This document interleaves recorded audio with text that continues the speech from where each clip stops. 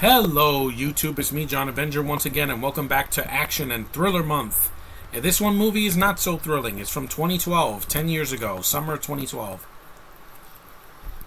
It's an American sci-fi action movie, and I use that loosely, even though there is some action in the film. Directed by Len Wiseman, yes. Always a capable director, even though I'm not a big Underworld fan, but that's not his fault. Starring Colin Farrell, Kate Beckinsale, and Jessica Biel. Yeah, you already know what I'm talking about. The supporting cast features Bryan Cranston, Bokeem Woodbine, John Cho, and Bill Nighy. Unlike the first film, the setting on the dystopian Earth, not Mars. The film blends American and Asian influences, yet most of these people are not American, but I'll get to that. And notably in the settings and dominant populations of the two nation states in the story, the United Federation of Britain and the colony, Australia, because I know what Australia looks like on the map. And that is the unnecessary remake of Total Recall. I should have recalled this movie when it was being made, because this is just a disappointment. It could have been good. It could have been a nice updated version of the Arnold Schwarzenegger movie from 1990, which is really good. It still holds up, and even the effects hold up. The puppets and the practical makeup and the effects and the three-titted lady, yeah, still holds up really well. Here, they're just trying to copy it. Not shot for shot, but I'll get to that. It is longer than the original. It's about an hour and 50-some minutes. That's the director's cut, the unrated cut, which the only thing unrated about it is that they show the girl's tits. The alien mutant, even though there is no mutants on Earth, in this version. This movie cost $125 million. That's more than Deadpool and Joker combined. And that's a shame, because it's a good-looking film. A lot of the shots, from the spaceships and the flying cars and some of the backgrounds look really good. But then, Wiseman and these dumbass people, these camera people, decided to put a bunch of lens flares in the movie and try to blind me. Why are there lens flares in a Total Recall remake? Oh, because Star Trek and Star Trek Into Darkness had it. Yeah, it's not a J.J. Abrams movie. Len Wiseman barely used any lens flares in Underworld and Underworld Evolution, or in his best movie, in my opinion, Live Free or Die Hard. Both cuts. There's no lens flares like this. It doesn't make the movie futuristic, it just makes it lazy. I can barely see what's going on. Every time someone's talking, there's a lens flare in their face. They're running, there's a lens flare. There's a window scene, there's a lens flare. They're in a spaceship, or they're on a flying car, there's a lens flare. It's too much.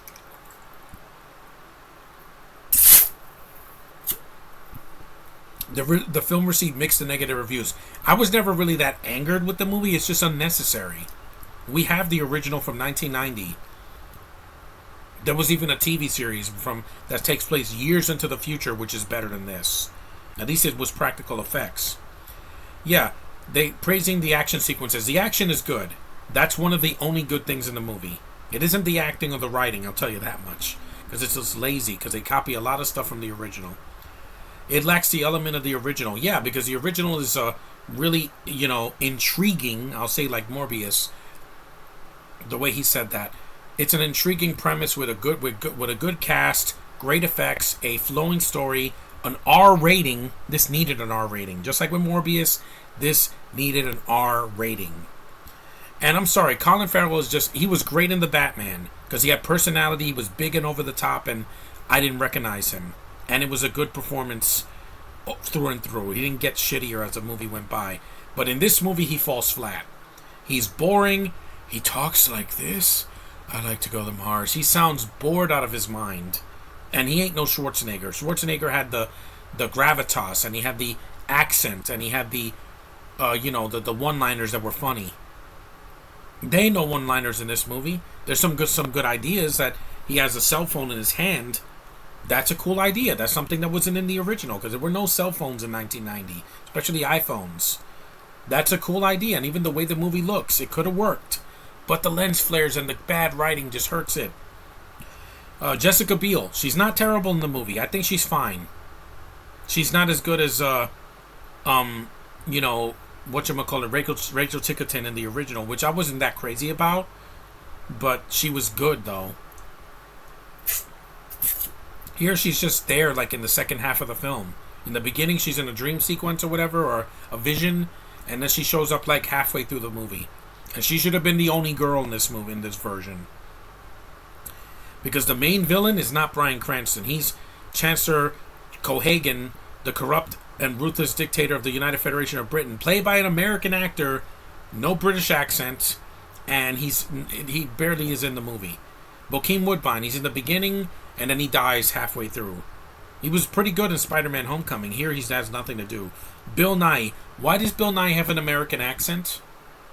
It's weird, because this is the guy that's as British as freaking, fish and chips, and he's barely in the movie too, and he's like talking like this. I'm like, they talk like robots.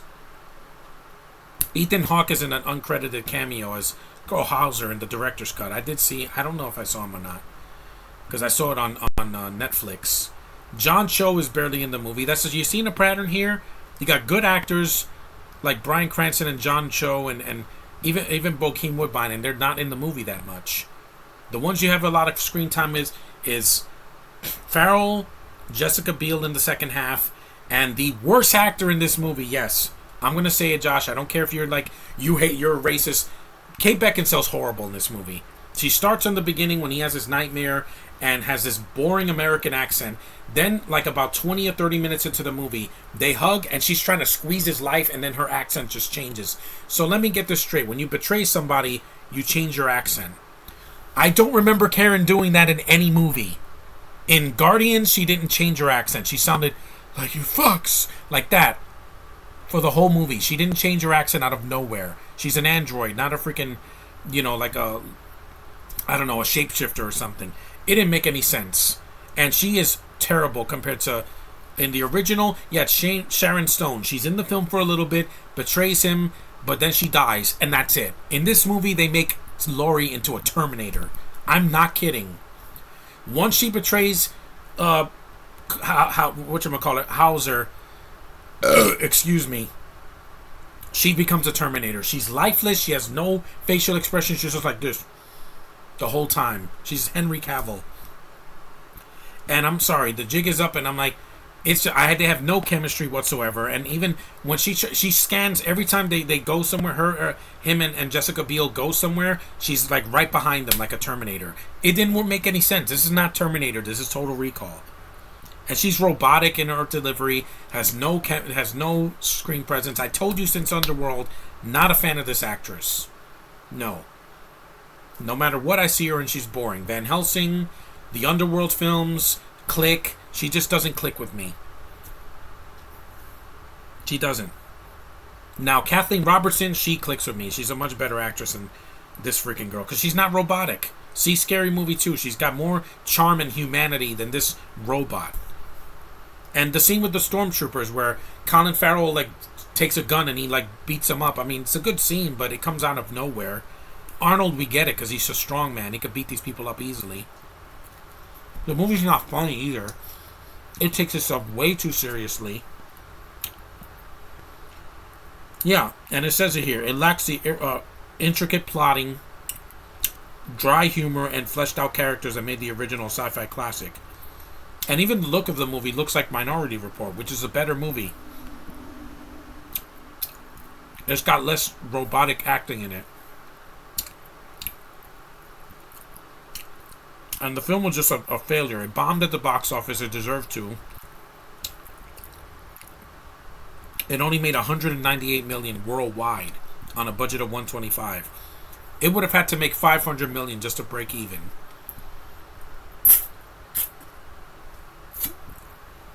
But it's a failure. If you haven't seen this version, skip it. It is a skippable pass.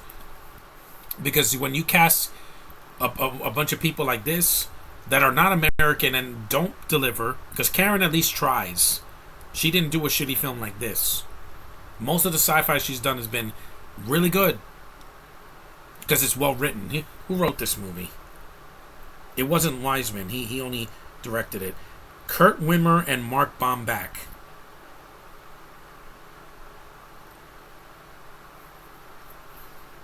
One of them wrote the Thomas Crown Affair. Equilibrium, that's a much better movie than this. I can see it. It doesn't have lens flares. Street Kings, that's good. Law Abiding Citizen, Salt. The Point Break remake. Oh, there you go. Aha. That's what's the problem. The Misfits, yeah. It's like their writing got worse when the years went by. One Tough Bastard, is that Brian Bosworth movie? That's a much better movie. I would recommend that, Josh. You want a recommendation? Look up One Tough Bastard from 1995, starring Brian Bosworth. Yes, he was a football player. Give it a chance. It's a lot better than this freaking movie. It's shorter. Let's see the other writer. Because whenever something sucks, I usually blame the writers because it's their fault. They're the ones that put the things on the screen. This writer wrote... this other person uncredited. Let's see.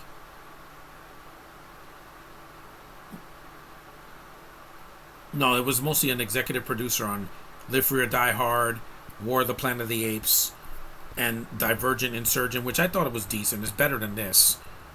A lot of things are better than this. I blame the writer from freaking the Children of the Corn reboot and Misfits and all that. Yeah. Excuse me. I'm never gonna blame Len Wiseman because he did the best he could with the people that he had to work with. And even the look of the movie, like there's some places like they have a bar, it's very generic looking, and the stores and everything else. I'm like, yeah, they wasted the freaking premise of this. It could have been a better, or if not an equal version of the original. And it just failed. And Beckinsale, you're not a leading star anymore. Retire, please. There's 500 Bintos that are waiting behind you, waiting to break into a new franchise. You failed. You did Underworld. You're done. You're just like Emily Blunt. You got no screen presence. Maybe Josh finds you interesting. That's him. That's not me. Yeah, this guy wrote Unstoppable, Race to Witch Mountain, Deception, Live Free or Die Hard, Godsend, The Wolverine. Mixed, but still better than this. He has a better track record. Because the other writer hasn't done a good movie in a while. But anyway, that's the Total Recall remake. It sucks. It's a disappointment. Because I'm like, a budget this big, way more than the original. And you have a more modern look. And you had all these effects and you had these sets and everything. And then you waste it on this boring, uneventful film.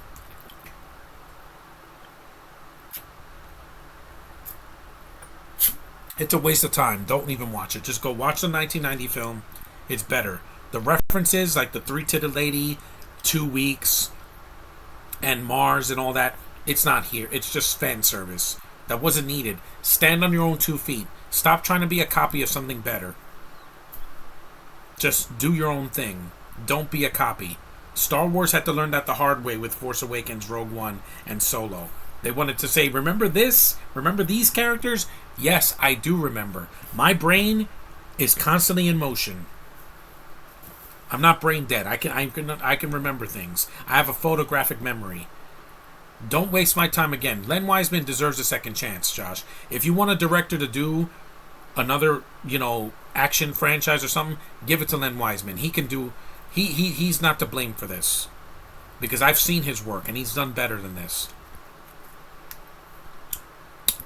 He's producing a Underworld reboot series. Cast somebody better than, and he was married. You know why she had a lot of screen time? Because Beckinsale was married to Len Wiseman at the time. Now she's not. He went on to better pastures. He's better off without you, because you made his career. You've made a dent in his career. But anyway, that's another story for another time. Thanks for watching. Take care. Avoid this remake. You'll regret it if you watch it. Later.